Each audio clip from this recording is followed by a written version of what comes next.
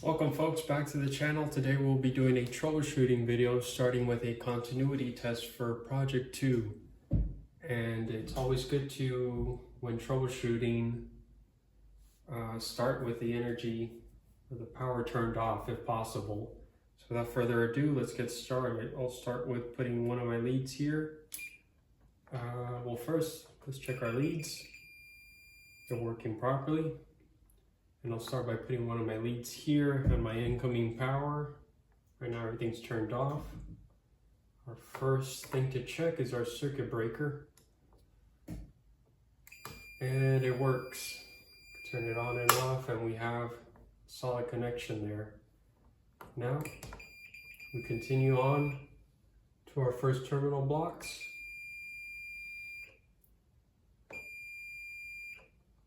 Good to go. Solid connection all the way, heading into our line side of our single pole, single throw switch. And now we get to our load side, which right now it's off. Turn it on, and our switch is working. So that's a good sign so far. We get now to our common of our three-way. And that's connected properly. Now we get to our output terminals. And we're reading about 1 on the continuity setting and about 8. So 8 ohms. And that's going to be a little bit misleading because a three-way switch shouldn't behave that way. But that's because this project we're using this type of motor. If I can get a second here to disconnect the motor and show you how the three-way switch should be behaving.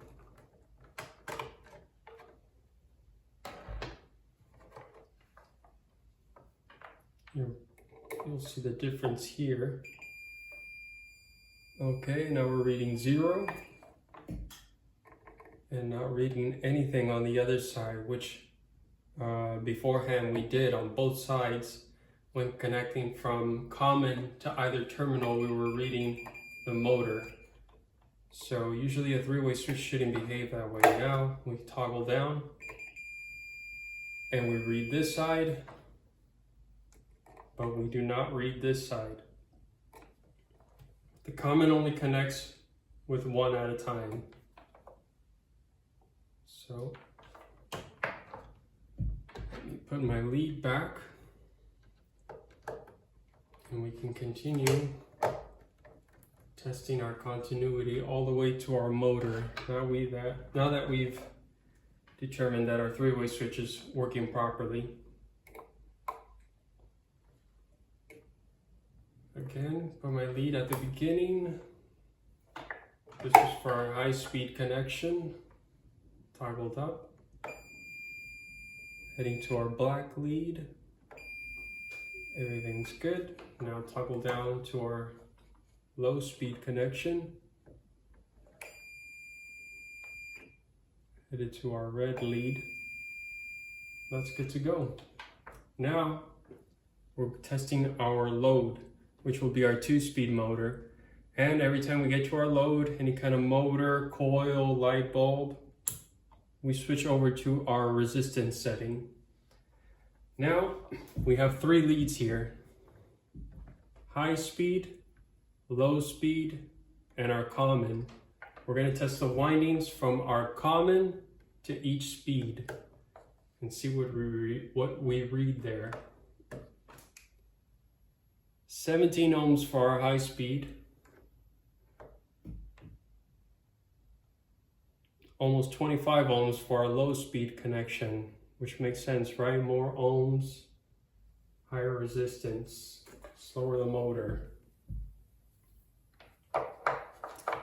So from here on out, we'll be using resistance to check the connectivity of our circuit and make sure we're reading the motor all the way back to our neutral.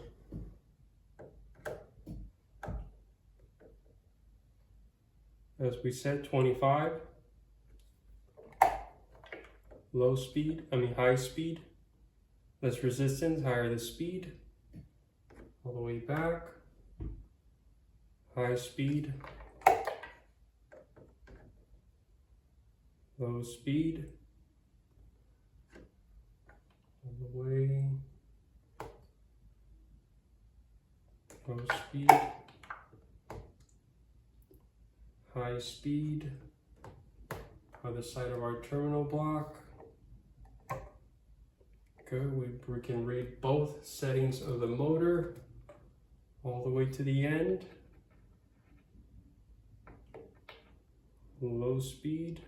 Sorry, I'm not making a good connection there. And our high speed. And that is how you check that our circuit is working from top to bottom, beginning to end, with continuity and resistance. Thank you, folks. I'll see you on the next one where we troubleshoot this with voltage.